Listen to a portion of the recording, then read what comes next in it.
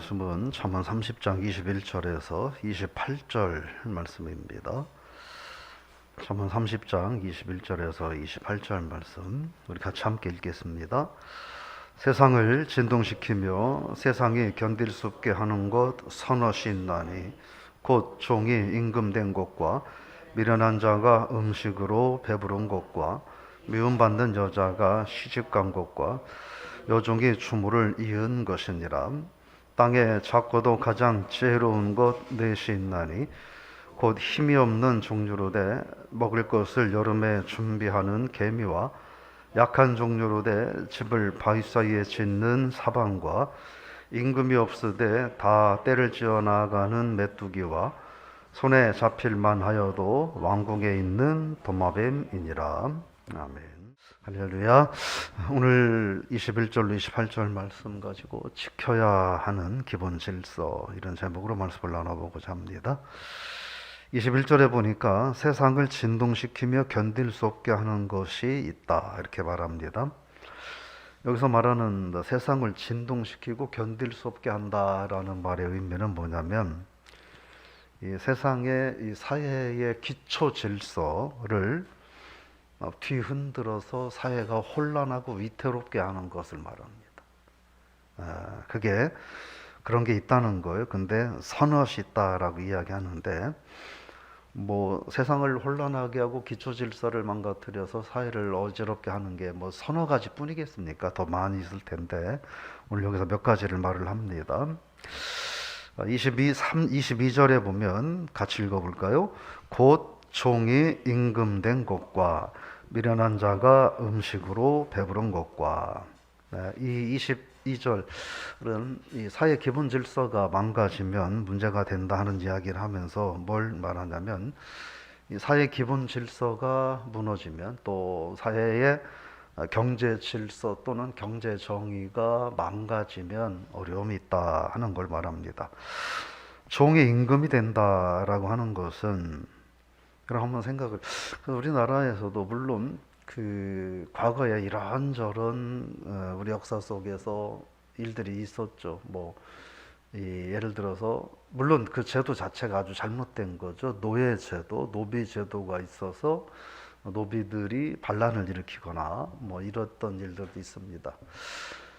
그 노비들이 반란을 일으킨 것 자체가 그 시대에는 아주 잘못된 일이지만, 또 지금 관점에서 보면 사람은 다 공평하고 평등한데 가진 게 없고 돈이 없고 태어난 삶이 어렵다고 해서 다른 사람에게 멸시천대를 받으며 사는 것은 또 잘못된 일들이었죠. 그런 어쨌든 이 노비제도가 허용되었던 시대에는 이 노비들이 반란을 일으켜서 신분을 좀 변화하고 이런 일들이 생긴 건 사회적으로 문제가 있었다라고 그 시대에는 보게 되는 것이죠. 그래서 종이 임금이 된다는 말은 자기의 분수를 넘어서는 일을 하는 것을 말합니다.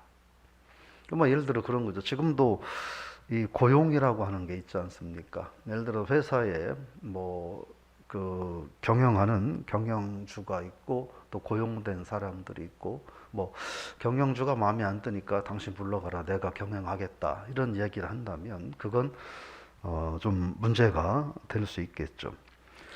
이런 것들은 사회의 질서를 파괴하는 일이 된다 하는 거고, 이런 것들이 계속 자꾸 반복되면, 예를 들어서 뭐 옆집에 뭐 김서방네 집에 뭐 하인들이 10명 있었는데 그 하인들이 주인을 내쫓고 하인 뭐 마당새가 그날부터 주인이 됐다. 그래서 잘 먹고 잘 산다. 그러면 또 그 옆집에 있는 박서방네 집에서 또 다른 하인들이, 야, 우리도 우리 주인 내쫓고 주인 돼 잘 먹고 잘 살자. 예를 들어서 뭐 이런 문제들이 생길 수 있다라고 하는 거예요. 그래서 이런 기본 질서를 망가뜨리는 일들이 반복이 되면 어떻게 되느냐? 사람들이 자기 본분을 잊어버리게 되고 자기의 책임과 의무를 소홀히 하게 된다 하는 거예요. 그러면 사회 질서가 어려워질 수 있다 하는 거고, 미련한 자가 음식으로 배부르다라고 하는 말은 뭐냐면 정당한 노동의 대가가 아닌 많은 부를 얻게 될 때, 정당한 노동의 대가성이 없는 많은 부를 얻게 되는 것을 말합니다. 예를 들어 그런 거죠. 뭐 저 사람은 일도 안 했는데 뭐 부정과 불의를 행해 가지고 일도 하나도 하지 않는데 뭐 수천억의 돈을 벌고 있다. 옆에서 그걸 바라보는 사람들은 좌절감을 느끼죠. 나도 저렇게만 할 수 있다면 일하지 않아도 될 텐데, 이런 생각들도 가질 수 있게 된다라고 하는 거예요. 결국 일해야 할 사람들이 일하지 않게 되고, 또 성실하게 주어진 직무를 감당해야 될 사람들이 원망과 불평으로 가득 차게 된다 하는 거죠. 그러면 그 사회는 건강할 수 없다 하는 말을 하는 겁니다. 23절 말씀 읽어보겠습니다. 미움받는 여자가 시집간 것과 여종이 주모를 이은 것이니라. 세상을 혼란하게 하는 것 중에 세 번째는 미움받는 여자가 시집을 간다. 그럼 그렇게 생각할지 몰라요. 아니, 그럼 미움받는 여인은 그럼 시집도 가지 말란 말이냐, 이렇게 생각할지 모르겠는데, 여기서 말하는 미움받는 여자라는 의미는 우리 표현으로는 미움받는 여자라고 되어 있는데, 원래 의미는 뭐냐면 습관적으로 음행을 행하며 살아가는 여인이라는 뜻이에요. 그러니까 쉽게 얘기하면, 그러니까 우리가 뭐 옆집에서는 아무개를 나는데 뭐 여인은 오늘 아무개하고 동거하고 뭐 여행 다니고 놀러 다녔는데, 내일 또 다른 남자하고 놀러 다니고 동거하고 놀러 다니고, 지난해는 또 다른 남자하고 그러고, 그 지난해는 또 다른 남자하고 그러고, 이렇게 이런 삶을 산다는 거예요. 그런데 또 가만히 보니까 나중에 결혼은 아주 신랑 잘 만나서 잘 먹고 잘 살더라라고 하는 거예요. 이런 상황이 예를 들어, 물론 뭐 가끔 가다 우스갯소리로 그런 이야기도 있죠. 뭐 예를 들어 고등학교 때 공부도 참 열심히 안 하고 진짜 노는 애였는데 어느 날 귀부인이 돼가지고 나타나고, 그러니까 왜 그러냐? 신랑을 잘 만나서 그랬다. 뭐 이런 얘기도 가끔은 있습니다만, 그거하고는 좀 다르죠. 그래서 이런 일들이 계속 반복된다면 사회가 윤리의식이 붕괴될 수 있다라고 하는 거예요. 그러면 사회가 건강할 수 없다, 그런 말을 하는 거고, 여종이 주모를 잇는다라고 하는 이 말의 의미는 부부간의 윤리와 또 사회 구조 속에서 상하 간의 건전한 구조관계가 망가지는 것을 말합니다. 이 성경에도 그런 예가 하나가 나오는데, 그 사라와 하갈의 관계죠. 사라가 아이를 낳지 못해요. 그런데 몸종인 하갈이 이스마엘을 낳았어요. 아들을 임신하고 아들을 낳고부터는 하갈이 어떻게 해요? 성경에 보면 자기가 주인인 것처럼 사라를 멸시하고 함부로 대하는 이런 일들이 생겨났던 것을 우리가 볼 수 있습니다. 그러면 가정이 평안할 수 없고, 가정이 평안하지 않으면 사회가 평안할 수 없다 하는 거예요. 그런 네 가지가 있는데, 또 반대로 작고도 지혜로운 것이 있다라고 말을 하면서 25절에 보면 개미에 대해서 이야기를 합니다. 개미는 어떤 동물이냐 하는 거예요. 개미는 우리가 알는 것처럼 서로의 역할이 분명하게 구분되어 있고, 우리가 그래서 요즘은 초등학교 그 교과서에 그런 게 나오는지 모르겠는데, 저희가 학교 다닐 때는 초등학교 한 1, 2학년 때인가요? 이 개미와 배짱이 이야기가 나와가지고 그거를 학교에서 배웠던 기억이 있고, 지금도 기억이 있습니다. 그래서 개미는 아주 부지런하고 성실한 곤충으로 알고 있고, 뭐 그런 관점에서 말을 하고 있는 겁니다. 역할이 분명하고 각자가 자기에게 주어진 책임과 직무에 성실한 이런 존재들을 개미다라고 말합니다. 작지만 지혜로운 존재라고 하는 거예요. 그리고 약한 종류지만 집을 바위 사이에 짓는 사반. 이 사반은 그 너구리를 말한다고 보편적으로 이야기를 하는데, 이 바위 사이에 이 집을 짓고 살아서 강한 이 동물들로부터 자기를 보호받고 살아가는 그런 영리한 산너구리다라는 이야기고, 메뚜기는 뭐 우리가 메뚜기 떼가 뭐 나타났다 그러면 한 번에 뭐 수백 마리 이렇게 움직이지 않죠. 수천 마리, 수만 마리, 수십만 마리가 움직이는데, 그중에 누가 대장이 있는 것도 아닌데 떼를 지어서 무리가 막 잘 다닌다는 거예요. 이 여기서는 그 얘기를 하는 거예요. 감시하거나 감독하는 자가 없는데 나름대로 규율과 질서가 있는 곤충이라는 거고, 도마뱀, 손에 잡힐만 한데 왕궁에 있는 도마뱀. 그러니까 왕궁에 사람들이 얼마나 많이 살고 있겠어요. 그런데도 그 사람들에게 잡히지 않고 도마뱀이 잘 산다는 거예요. 뭐 지혜롭게 행동하기 때문에 산다, 뭐 비유하는 이야기죠. 오늘 말씀을 좀 정리를 해보면, 우리가 세상에서 살아가면서 사회에는 기본 질서라고 하는 게 있습니다. 기본 질서. 그래서 이 기본 질서는 지켜줘야 된다라고 하는 거죠. 근데 이런 기본 질서가 안 지켜지면 세상이 지저분해지기 시작하죠. 그죠? 자기 의무만 생각하고 기본 질서를 안 지키면 세상이 지저분해져요. 대부분 이렇게 뭐 신앙인들 중에는 흡연하는 사람들이 거의 없겠지만, 흡연하는 분들을 보면 흡연을 하는 것 자체는 본인의 기호고 또 본인의 자유니까 뭐 그게 뭐 문제가 되겠습니까? 근데 왜 교회 앞마당에 와가지고 자꾸 교회 마당에다 담배꽁초를 버리고 가냐는 거예요. 길에다가 담배꽁초를 버리고, 이런 거는 이 사회 기초 질서를 지키지 않는다는 거예요. 이거는 저는 옛날에는 잘 못 배우고 무지한 사람들만 그런 줄 알았어요. 근데 아니에요. 뭐 대학을 뭐 두세 개를 나오고 뭐 대단한 지위를 갖고 있어도 대부분 그냥 담배를 피우고 꽁초를 버리는 거예요. 제가 유일하게 한 사람 옛날에 본 적이 있는데, 흡연을 하고 주머니에다가 꽁초를 넣어 갖고 다니는 사람 딱 한 번 봤던 적이 있는데, 그런 것도 별거 아닌 것 같지만 사회의 기초 질서다라고 하는 거죠. 신호등도 물론 뭐 운전을 하다가 보면 진짜 어기려고 한 게 아니라 부득이하게 주황색일 때 넘어가야 되는 이런 부득이한 경우도 사실은 있어요. 거기에서 무리하게 차를 세우겠다고 쓰면 사고를 유발할 수 있는 그런 경우도 있지만, 그렇지 않은 경우에는 이 사회 기본 질서를 반드시 지켜야 된다 하는 거죠. 또 사회 경제 정의도 마찬가지죠. 경제 정의도 열심히 일하고 노력한 사람들이 그의 정당한 대가를 받고, 그렇죠?